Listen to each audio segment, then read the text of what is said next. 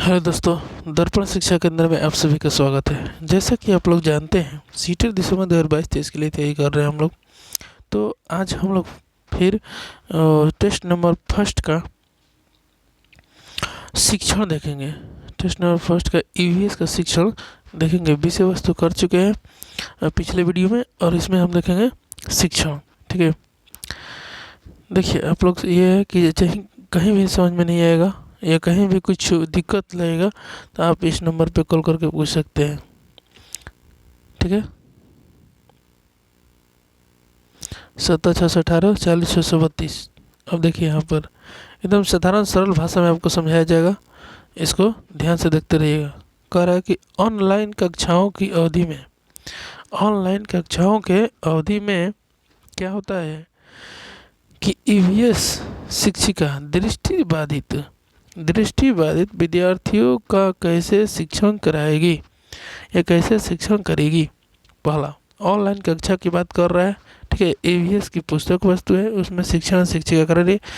कौन से विद्यार्थी को? तो दृष्टिबाधित विद्यार्थियों को। तो आवाज़ में संदेश साझा करके, आवाज़ में संदेश साझा करके, ये सही है।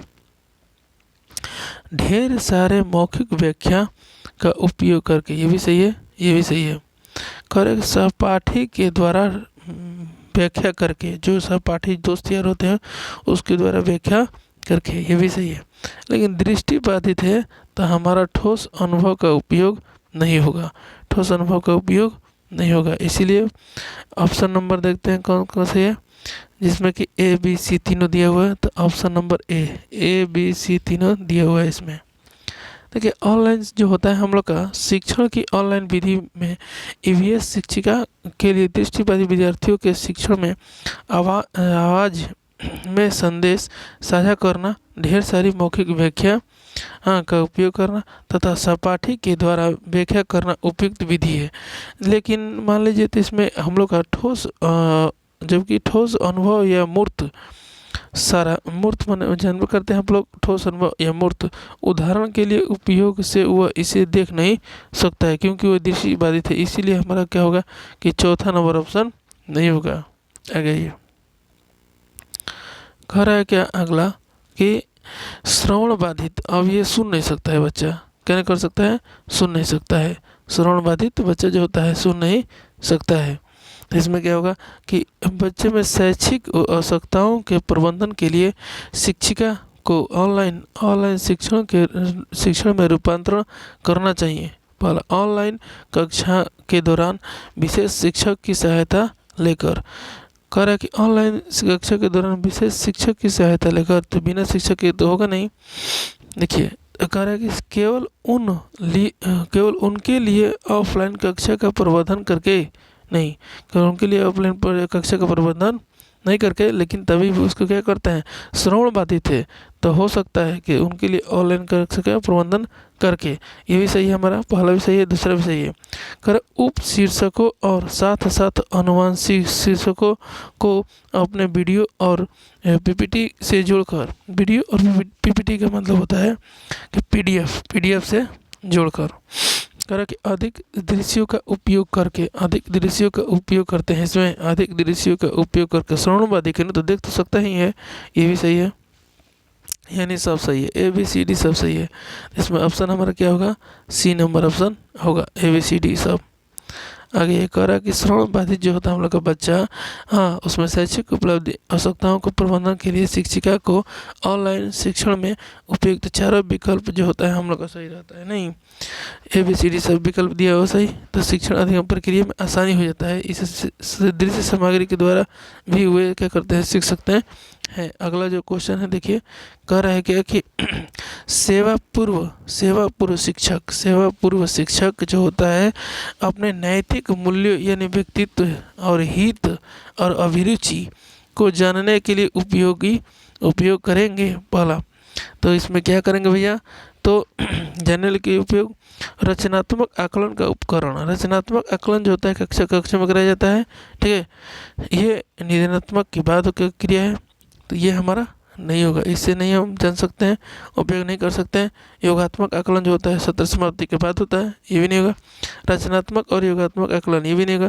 तो क्या होगा, स्व आकलन उपकरण का प्रयोग करते हैं।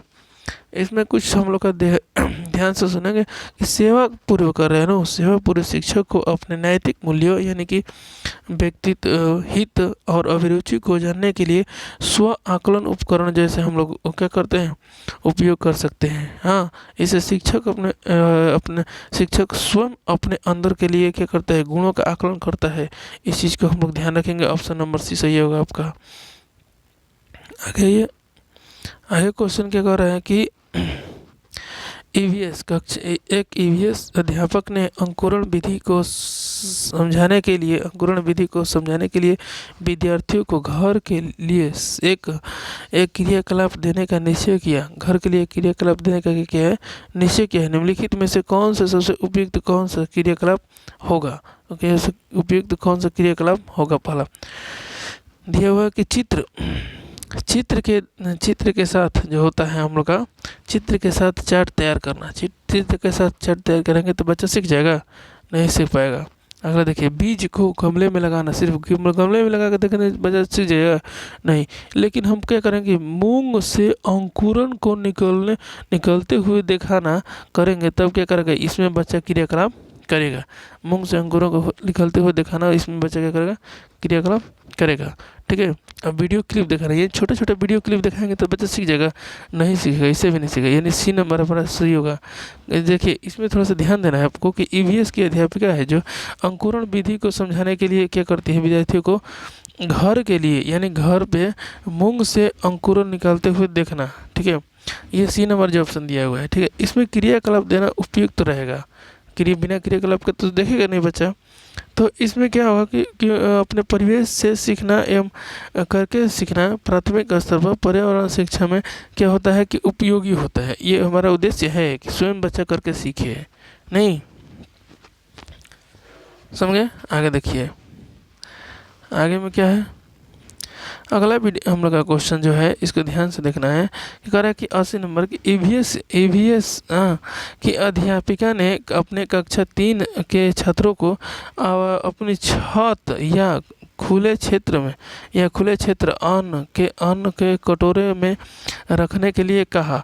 उसके बाद उसने उनके एक आंकड़ो इकट्ठा की शीट तैयार करने के लिए कहा, जिसमें वे उस भोजन अन्य को खाने के लिए भी आने वाले पक्षियों के ब्यौरा देंगे कि इस क्रियाकलाप में क्या का उद्देश्य क्या है। यानी ब्यौरा देंगे, इस क्रियाकलाप का उद्देश्य क्या है, इसके बारे में इसमें जानना है। तो कौन सा उद्देश्य है देखते हैं यहाँ पर। देखिए, पहला ऑप्शन जो हमारा यहाँ पर होगा कि छात्रों को घर में व्यस्त रखना। घर में व्यस्त रखेंगे तो इससे बच्चा ब्यौरा दे सकता है? नहीं दे सकता है। कारण कि छात्रों को उन पक्षियों के लिए, देखिए यहाँ पर छात्रों को उन पक्षियों के लिए, खाली उन पक्षियों के लिए संवेदनशील बनाना, हाँ, जो कि विलुप्त होने के कगार पर हैं। तो इससे हमारा ब्यौरा तैयार नहीं होगा, ये हम नहीं जान सकते हैं। लेकिन ये देखिए यहाँ पर कि पक्षियों की जातियों और उनके खान पान की आदतों के प्रति क्या करना, अवलोकन कौशल को क्या करते हैं, विकास करते हैं। ऑप्शन नंबर सी सही होगा। ठीक है, अवलोकन कौशल का विकास करते हैं, तब हम क्या कहते हैं, पक्षियों को का ब्यौरा देंगे या उसको जांचेंगे। इस क्रियाकलाप के माध्यम का उद्देश्य होगा जीवित प्राणियों के प्रति सहानुभूति उनके मन में बैठना। ये भी नहीं होगा। ऑप्शन नंबर सी हमारा सही है। ठीक, इसमें हम लोग पढ़े भी हुए हैं कि ईवीएस की कक्षा 3 में कि छात्रों को खुले क्षेत्र में कटोरे में अन्न रखकर उसको खाने के लिए आने वाले पक्षियों का ब्यौरा एक आंकड़े के शीट पर देने को कहा गया। इस क्रियाकलाप का होता है उद्देश्य शिक्षिका द्वारा छात्रों में पक्षियों की जातियों एवं उनके खान पान के प्रति अवलोकन कौशल का विकास करना है। ठीक है, और कहता है कि इससे छात्र विभिन्न प्रकार के पक्षियों एवं उनके भोजन के बारे में परिचय होता है। ये हमारा सी नंबर सही होगा। आगे ये अगला जो क्वेश्चन हम लोग का है ये है कि देखिए क्या है। एक अध्यापक ने कक्षा में हमारे देश के उत्सवों पर विचार विमर्श किया। विभिन्न संस्कृतियों के बावजूद कुछ उत्सव आम हैं। विभिन्न संस्कृतियों के बावजूद क्या है, कुछ उत्सव जो होता है आम है और पूरे देश में मनाए जाते हैं। क्या कहते हैं, पूरे देश में मनाए जाते हैं। वह कौन सा संकल्पना का कक्षा में विचार करने की कोशिश कर रहा है। वो कौन सा संकल्पना का कक्षा में विचार करने की कोशिश कर रहा है। देखिए पहला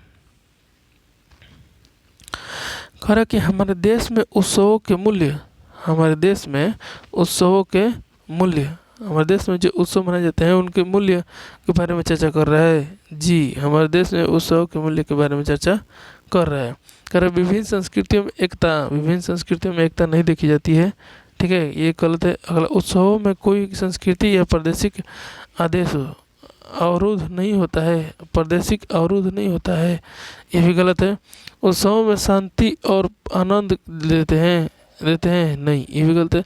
यानी आंसर हमारा कौन सा सही होगा, पहला आंसर सही होगा। तो हमारे जीवन में यानी बच्चे के जीवन से जुड़ के उत्सव के मूल्य को बताना चाहिए, देना चाहिए।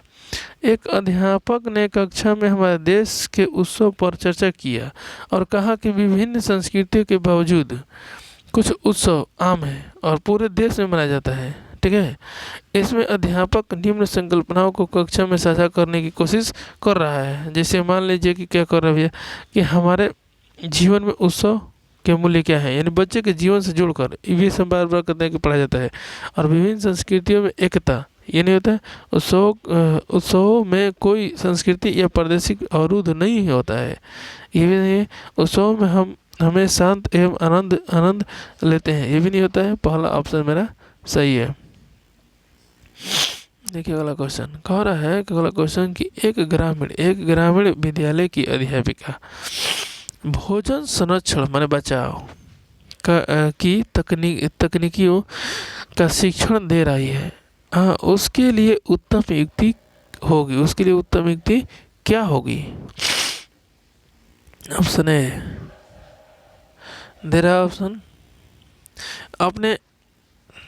अपने आप विभिन्न संरक्षण विधियों के प्रतिरूपों का चार्ट बनाकर उसका उपयोग करना। ध्यान दीजिएगा इसमें। दूसरा है भोजन के उन नमूनों का प्रदर्शन करना जिन्हें संरक्षण किया जाता है।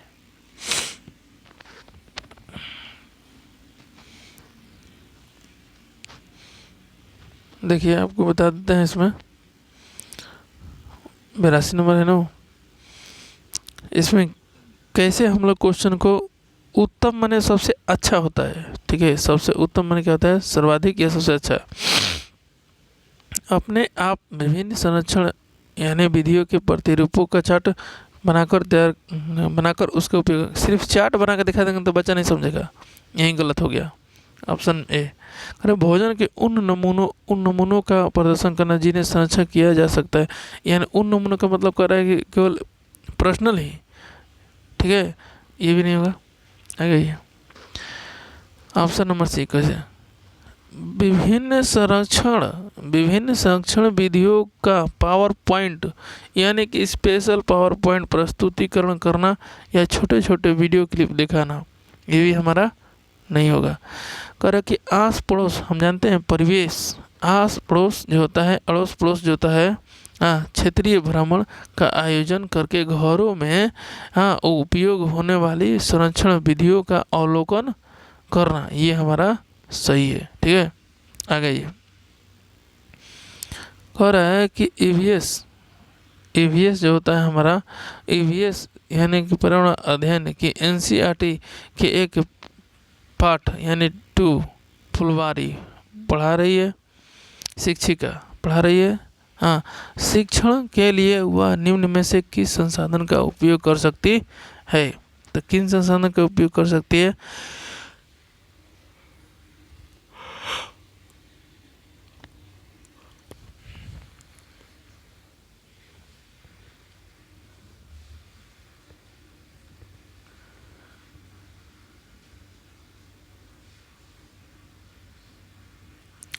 ध्यान दीजिएगा इसमें।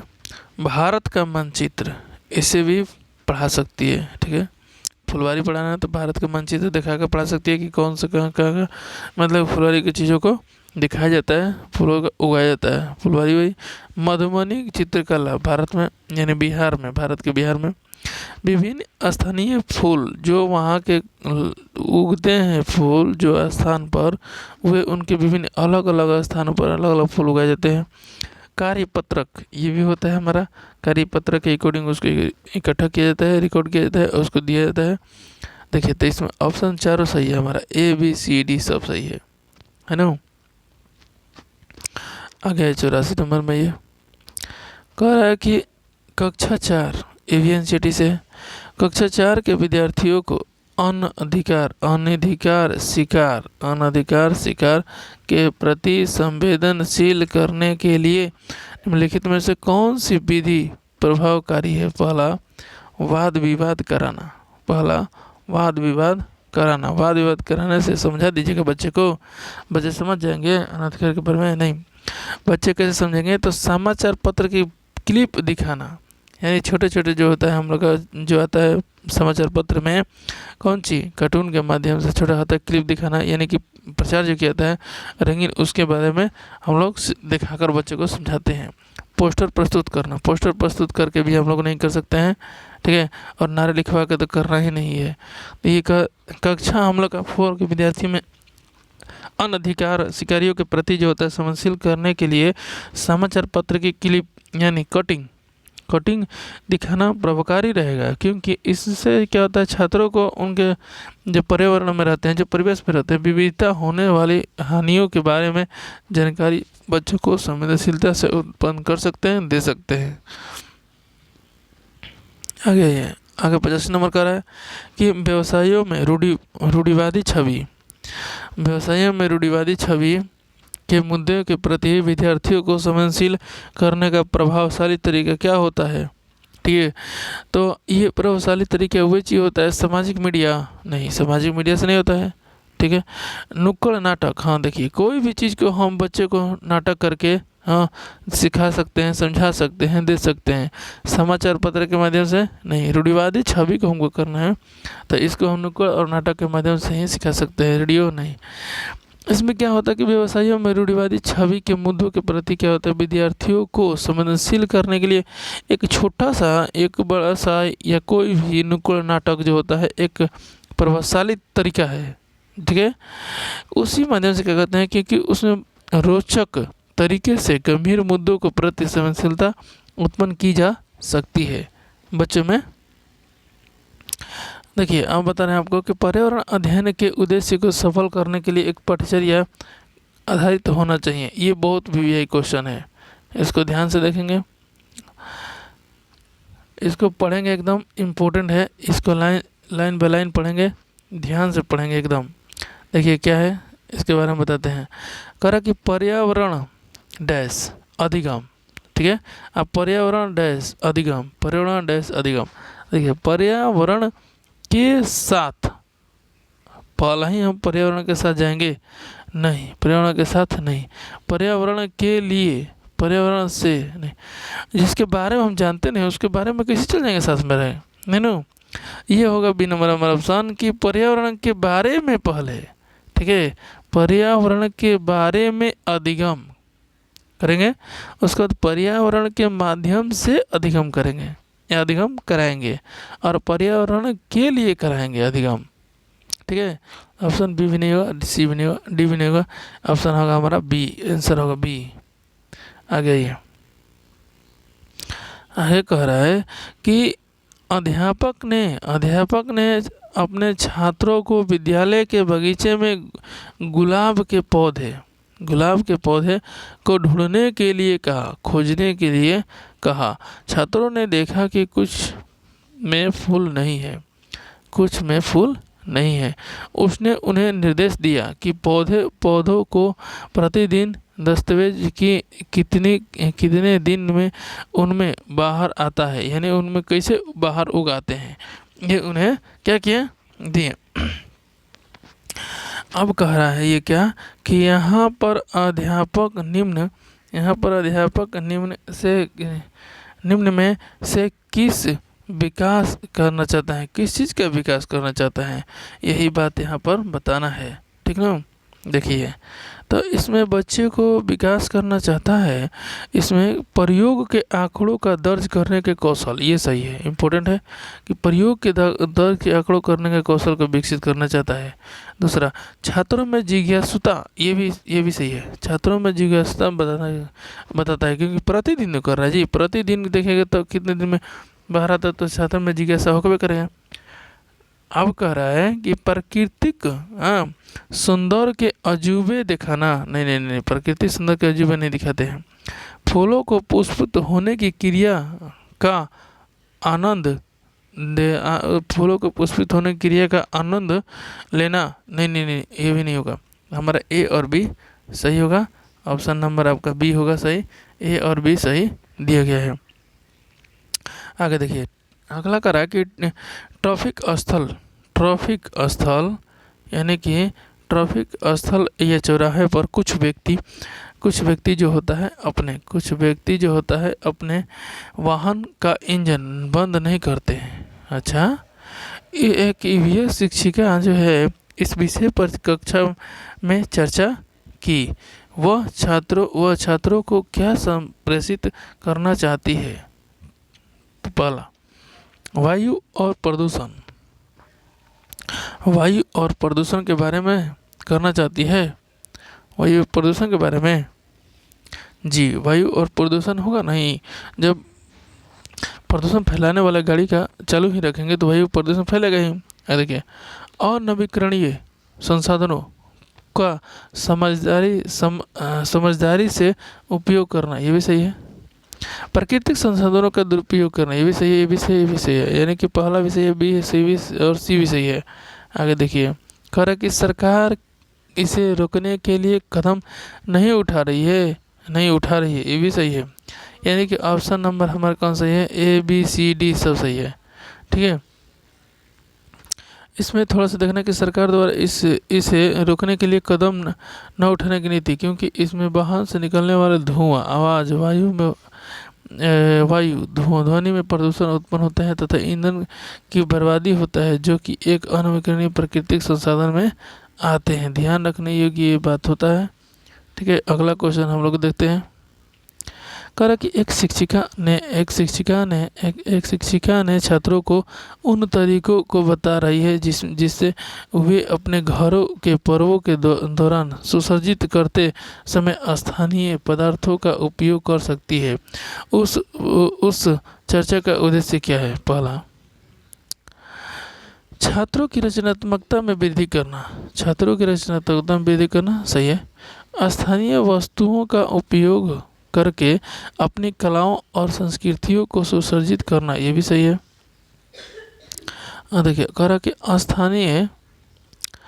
स्थानीय विक्रेता की सहायता करना, ये भी सही है। यह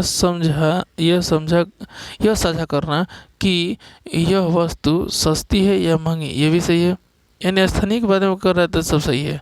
ठीक है, यानी कि ए बी सी डी सब सही है। ऑप्शन नंबर हमारा होगा डी, ऑप्शन नंबर डी। आगे कह रहा कि निम्नलिखित में से कौन सा संसाधन जो होता है संसाधन पर्यावरण अध्ययन के विद्यार्थी के आकलन के लिए गुणात्मक आंकड़े का इकट्ठा करता है, गुणात्मक आंकड़े का इकट्ठा करता है। इसमें हमारा ऑप्शन 2 को सही होगा। ठीक है, ये ऑप्शन दृष्टांत अभिलेख भी सही होगा और ये क्रम निर्धारण मापनी भी सही होगा। तो हमारा एनसीईआरटी इसी को दिया है, लेकिन हमारा ऑप्शन दोनों सही है।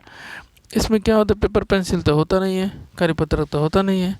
तो ये पर्यावरण अध्ययन ने विद्यार्थियों के आकलन के लिए गुणात्मक आकलन के इकट्ठा करने के लिए दृष्टांत अभिलेख सर्वाधिक उपयुक्त साधन है। समझे। अब कह रहा है कि ये जो होता है इसे उप संख्यात्मक रिकॉर्ड भी कहते हैं। किसको, दृष्टांत को, जिसमें एक विशिष्ट व्यवहार या बातचीत के बाद वर्णन या दर्ज किया जाता है। किसमें, दृष्टांत में। आप ध्यान रखिएगा। थैंक यू, धन्यवाद। आज हम लोग का पहला टेस्ट का शिक्षण और विषय वस्तु दोनों समाप्त हुआ, ईवीएस का। ठीक है, पहला टेस्ट है।